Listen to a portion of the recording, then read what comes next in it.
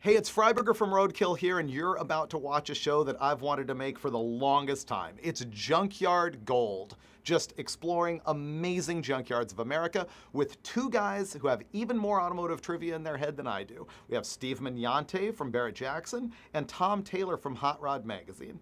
Now, what we got going on here is the pilot showdown on MTOD. There's two new shows, this one, Junkyard Gold, and another one that's called Forbidden Drives. What I want you to do is watch both of these, and then if you're signed up for MotorTrend On Demand, you can use our new commenting system. Yes, we finally have commenting. And the pilot that gets the best comments is the one that's going to become a series, and I want it to be Junkyard Gold. So check it out right now and let us know what you think. This is Junkyard Gold, the show that scours America's best junkyards. We're here at Turner's Auto Wrecking in Fresno, California. It's 100 acres of prime vintage American tin. Let's go exploring.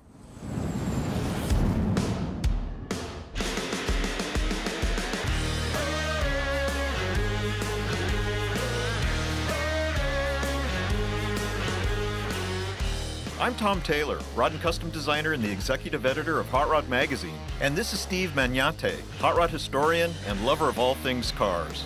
We travel across the country to uncover the forgotten hidden gems of the automotive world. Where others see piles of rusted scrap metal, we see these cars for what they really are, junkyard gold.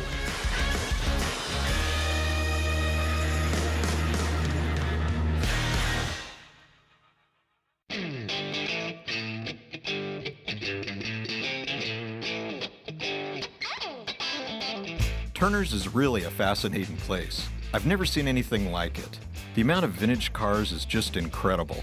At first glance, most of the cars are just ghosts. But as you walk down the seemingly endless rows of decaying steel, you realize this place holds dreams of buried treasure, junkyard gold. Steve and I see possibilities in every car here, each one of them representing an unfulfilled dream of a pavement-pounding project.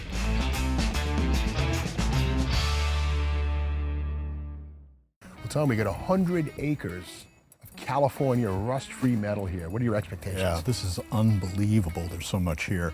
I don't know. I'd just be happy if there was like a S3 Laguna or a RT or Mach 1 Mustang.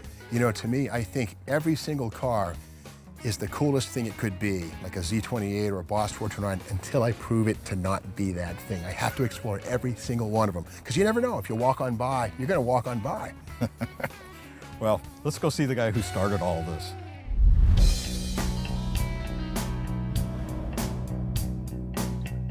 Well, we're here with Jerry Turner, and Jerry is the one that started and owns Turner's Wrecking Yard, and he's been here for 57 years. From the time I was old enough to hardly walk, I just liked to play with Model Ts and Model As, and Pop had the ranch here, and he and I walked around and took out about 5 acres. He says, "This is enough?" I said, "It looks pretty good." Well, before we even got the fence up, we'd outgrown that. Most of the things here are old. What's the clientele now? I mean, who's coming here and who's buying Well, stuff? we're still selling an awful lot to body shops and everyday working people. Our stuff now is ranging from probably 06 clear back into the 30s.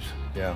When I was 7, guy came driving in, and my dad bought his Model T for $10. Finally, when I was just turned 9, why, he relinquished and said if I bought a battery for it, I could drive it. So me and one of the neighbor kids picked cotton for, I think, $0.01 a pound to get $4 to buy a new battery for the Model T.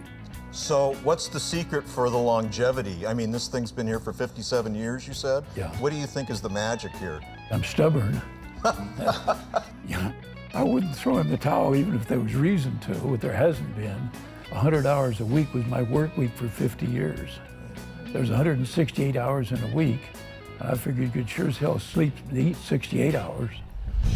Having met the man who started it all, we finally make our way into Turner's warehouse before heading into the yard and letting the hunting begin.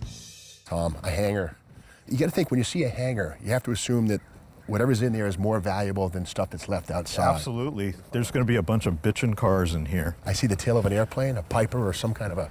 I don't want airplanes. I want to see cars. Well, they're all cool. They're all hot rods. There eventually. are cars in here. Piles of air cleaners. What? Hundreds of air cleaners. Look at this. We're in air cleaner heaven here. Yeah. Bel Air. Oh, wow. Look at that. A 57 Bel Air, 2-door, probably a fuel. It got to be a fuel injection car, right? All right, so we'll open this up. Yeah, small block. All right, no fuelie, that's okay. That's not a 283. The valve covers are actually 320, early 60s, Yes, 327 they're later, covers. yeah. Power steering, running off the back of the generator. So that's vintage stuff. No power brakes. Manual drums, what do you know? Yeah, you know, on Tri-5 Chevys, when the radiator is behind the firewall, it's a V8 car. Yep. When it's up in front, a six-banger, because the six-cylinder Six is is a longer engine. Come on, 4-speed, come on. Okay, it's an automatic. That's okay. It's column shifted power glide, 57, bench seat car. Of course, no bucket seats in 1957, but oh man, it's a musty. It smells like the rats of peed in there a little bit, but What would you do with this? I'm thinking, I mean, I hate to say it, primer, straight axle, L88, 4-speed, gasser. What do you think? I think what I'd do is I think I'd clean it up, I'd get the thing running and try to get rid of the rat smell inside, and I'd be good to go. Yeah. Maybe I'd lower the front. You'd go up, I'd go down. I'm with you. It's got a nice even wear from front to back. And Yeah. I could almost see, just you're right, hosing this thing off and just letting it be what it is.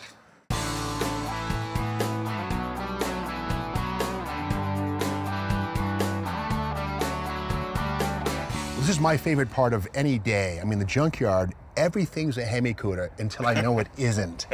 So we have to explore every car here, and that to me is a thrill. I love it. But we have 100 acres. This place is huge. It is. There's a lot to cover. I'll take this half. All right, I'll go this way, and Right. we'll meet back here at the Dusters later on. You got it. Happy hunting. All right.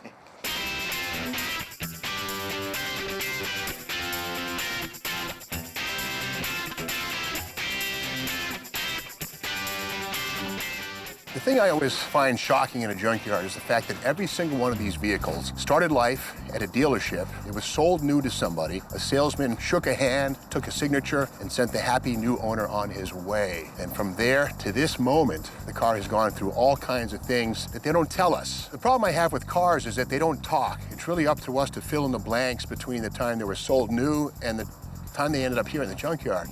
So we have to do that by a little bit of research and just adding up the clues. You just don't know what you're going to find in a junkyard when you look around. Even on these cars that are like rusting away, the row just keeps going. It's just pretty amazing how much stuff is here. This is a whole row of F-bodies, Firebirds and Camaros. These were the answer to Ford's Mustang. Z28. These were kind of sticker performance cars. Because the engines were so anemic, you know, the way they bolstered them and made them more special were graphics and stickers on them, and then special things like the vents here, the spoilers. They had to compensate somehow, and how they compensated was with these trick little things and graphics to make it special, because what was under the hood was a little weak. A Z28 represented something special, and it represented performance, even if they weren't the most powerful cars by that point. Even in Europe and places like Russia, a Trans Am or a Z28 was like a really big deal. Like if you had a Ferrari and you had a Z28 in Germany or France or something, people would just pass on the Ferrari to go check out the Camaro or the Firebird. They were that big of a deal and they were that special. I know it looks a little raw here, but actually there's hoods all over the place.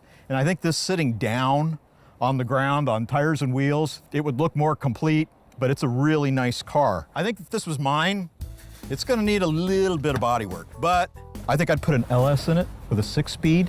I think I'd go with the original color, which looks to be a real dark metallic blue. Lower it down a little bit, put maybe some 19s or 20-inch wheels on it, and I'd drive it and enjoy it with the T-tops off all the time. Let's go see what else is here.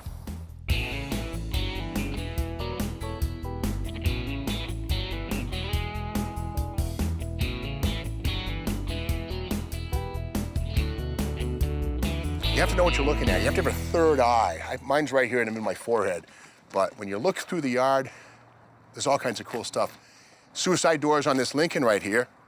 For 1964, Lincoln actually made the back door a little bit longer so people could get in and out more easily.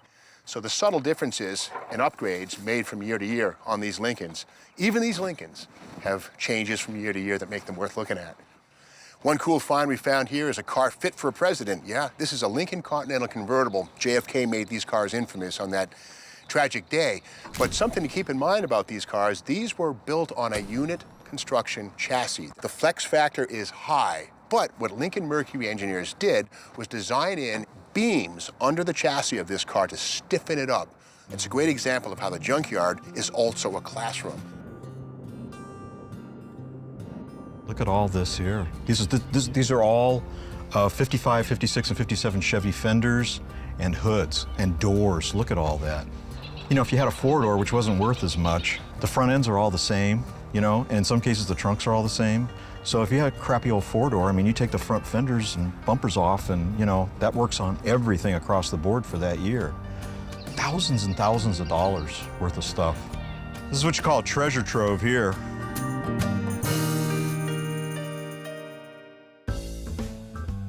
It's a place in California called the Imperial Valley. It's well known for its agriculture. Well, this is another Imperial Valley, Junkyard Gold style. This is where dozens of Virgil Exner-era Chrysler Imperials have come to either die or be reborn. This one here is a 1963, and the thing I'm digging on this is that it is a combination of the classic styling from the 1920s and 30s, these exposed headlamps, and more modern drivetrain. Now, the lines on this car, of course, penned by Virgil Exner and his staff, were considered to be very streamlined at the time. The deep wraparound windshield, and inside, let's see if we can find the push-button torque light. Yes, there it is. All right, check this out. This is the transmission, right? And here's the park, first gear, second gear, drive, neutral, and reverse. Notice how reverse is red to warn people, don't push R for wreck. I mean, reverse while you're going forward. But this same basic pattern, this device here, in a square form, was used in the Max Wedges and the race Hemis in 62, 3, and 4. You just push these buttons and the torque flight underneath responds. Now, a lot of guys think this is like run by magic or hydraulics. Nope, it's basically a cable that runs from the back of this unit into the torque flight, where it then moves the rooster comb on the valve body. And it moves it to position the valve body in such a way that gives you first, second, third, neutral, or reverse. It's very simple. This basic deal here was also used in fuel funny cars. The push-button torque flight's a bulletproof transmission. On the other end of this torque flight is something pretty cool. Every Imperial built after 1958 had a version of the 413 wedge. And here we see this 1963 version. The same basic engine with different cylinder heads and camshaft and intake was at the root of the Max Wedge cars in 1962, 3, and 4. And even the Charger RT, the 446 pack, all were based on this big block raised deck Chrysler engine. This one's very stock. I see the original Carter AFB still in place. Of course, the air conditioning unit is still there, and very, very unmolested example. Something kind of cool here. This one has the early pre-64 4-bolt valve covers, which are still in place. The breather cap on the driver's side of the engine is still there. It's almost always missing. So again, great to see this. Now, these engines in Imperials were rated at 340 horsepower, but in Max Wedges were good for as much as 425 horsepower rated. So again, the heart of the Imperial, this 413, was also shared in Dodge's big bore muscle cars throughout the 1960s. It's very cool. This 1963 also demonstrates the final year for this classical style standalone headlamp, again, meant to emulate the Duesenbergs and, yeah, the Imperials of the 1920s and 30s. For 1964, Imperial stylists, well, they went more conservative.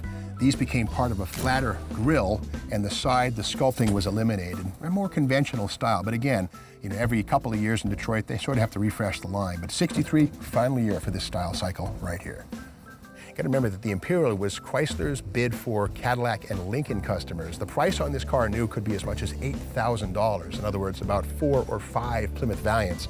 The sad thing is, of all these cars, very few remain. The reason is, these were very popular on the demolition derby circuit. If we look at the back of this car, there's a lot of overhang. What guys would do is buy these cars and drive them backwards in demolition derbies into their opposition, and they munched and crunched and destroyed hundreds of these cars through the 60s and 70s when these were little more than gas guzzlers. This kind of car will never be seen again from Detroit, but again, this is an example that's very well preserved. Well, there's a lot more to be seen here. Let's keep looking.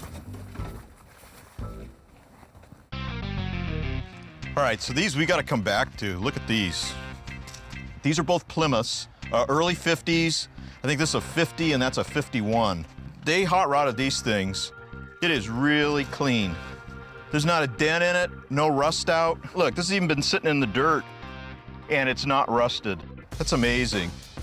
I'm walking along in a forest of trees. Actually, a lot of folks call the steering column in a car the tree. 3 on the tree is a 3-speed manual on the steering column. They arrange them here so that they're available for people who need a new steering column, a tilt column, a new lock cylinder, a new steering wheel. It's all here, ready to be harvested. This is Cougar Row. We had F-body row, now we've got Cougar Row. Of the ones I've seen, this one looks fairly complete. This is a 67. This is the first year. Ford got their Mustang in 64 and a half, and Mercury division of Ford said, hey, you know, we want one too. So they got the Cougar in 67. So this is the first year. The 68's got the side marker lights. Only one body style, just a hard top, no convertibles, no fastbacks. This one looks like it's in really nice shape. The paint could possibly be original. The interior looks good. This is a fairly nice car. I don't know exactly why it's here. It's missing a hood and it's missing the taillights, but I've seen taillights on other cars and I've seen hoods. So in fact, there's taillights right there on that one. So underneath, this has about I think a 4-inch longer wheelbase than a Mustang, but short of that, it's all basically the same. And so a lot of the restoration parts that they use for the Mustangs will probably work for this car as well. So really, if this were my car, I'd probably put like a 351 Windsor or preferably a Cleveland engine, maybe put some larger diameter wheels that look like the Cougar wheels, and I'd just buff the thing out and I'd be good to go.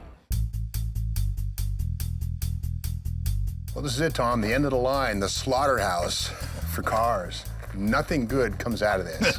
The slab o' death. You got to think about all the cars that this thing has flattened. 55 Chevys, Edsels, probably some Corvettes. It's depressing. Pretty crude. I'd love to see it work.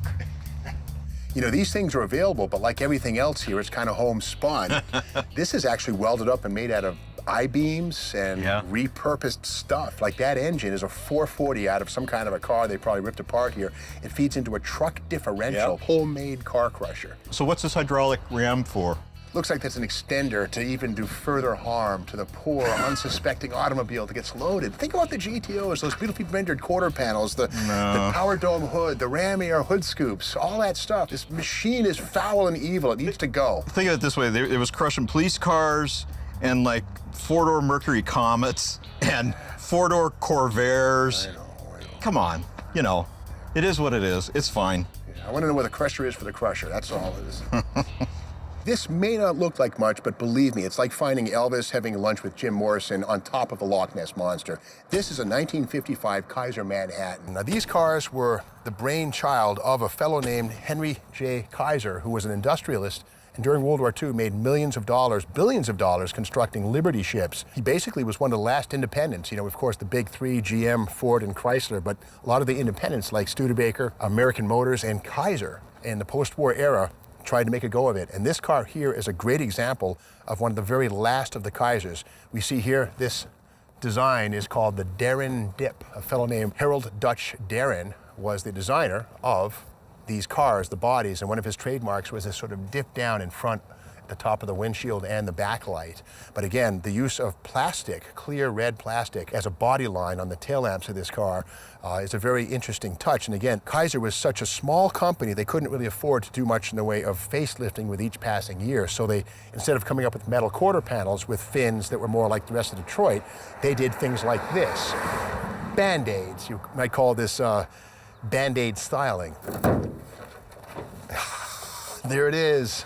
This is really, really cool. Now here's the thing, right? Kaiser was such a small company, they couldn't afford to create a V8 engine in the post-World War II era. You know, Cadillac and Oldsmobile 1949, their overhead valve V8s really set the stage. In the rest of Detroit, they got making V8s fast. Well, Kaiser couldn't afford that. So what Kaiser did, they used flathead 6 engines that they bought from industrial engine supplier Continental. But because they only made so much power, Kaiser decided in 53 and 54, and I think 55 as well, to add a supercharger. This is the McCulloch supercharger. It's a belt-driven blower, and that made this engine produce another 20 to 30 horsepower, which actually put it over the edge into a place where it was somewhat competitive with the smaller V8s. But the crazy thing is, the license plates on this car show that it was last registered in 1966. So this car was actually on the road for a shorter period of time than it's been stored here. In the years immediately following World War II, aircraft design inspired automotive design, and inside the Kaiser, the designers of the heater controls took cues from airplane with these interesting knob slider type defroster fan blower control switches right here. You know, a full decade before Detroit got serious about passenger safety, Kaiser came with a standard padded dashboard. In fact, this is a Naugahyde type vinyl with padding, foam padding behind it. And I guess the idea is that, you know, without seat belts, when you hit something from the front, you would tap yourself on the padded dash instead of a steel blade. But again, that's factory stuff right there and pretty advanced for its time. I love the originality inside this car. The original AM radio is still there. It hasn't been hogged out of there and replaced with an 8-track or something like that. It's a very original car inside. I love this, the original hubcaps with the Kaiser logo right there. What a nice original car. I love it. I'd leave it like it is. Well, it's a cool piece, but let's go find out what Tom's up to.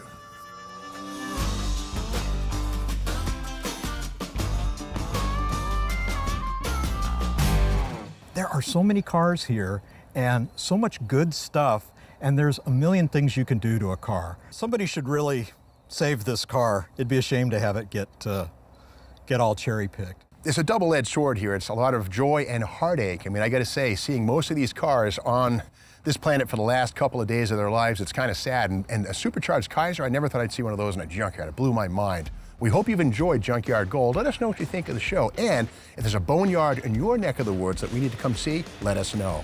Well, thanks for watching. This is Junkyard Gold, and stay tuned for more. We'll be back.